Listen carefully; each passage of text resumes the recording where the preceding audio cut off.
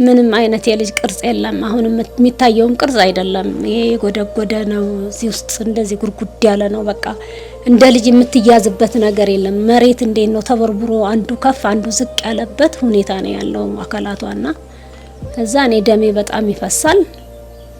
ደሜንም መቋቋም አቅቶኛል። ሁለተኛ የምሮ ጭንቀትም መጣብኝ አሁን ማለት ነው። እዛ ሆኜ ግን እናንተ አምላክ ወይ በልጅ ነው ወይ አሰርከኝ ብዬ ተናግሬያለሁ። እጂ የሷ ታላቅ ከአባቷ ተጣልቼ ጠዋት ቤት ሳጸዳ ከኋላ ነከሰችኝና ዛሬ የዚህ ህይወት ውስጥ ያለሁት ልጅ ስለወለድኩ ነው ብዬ ያንን ስሜት ስላለኝ ያን ነገር ተናገርኩ። እሷን እርጉዝ መሆኔን አላውቅም እና ያንን ስለተናገርኩ ይሆናል የወላድ የሆናችሁ የምትሰሙት ልጅ ጸጋ ነው፣ ምንም ነገር አትማረሩ።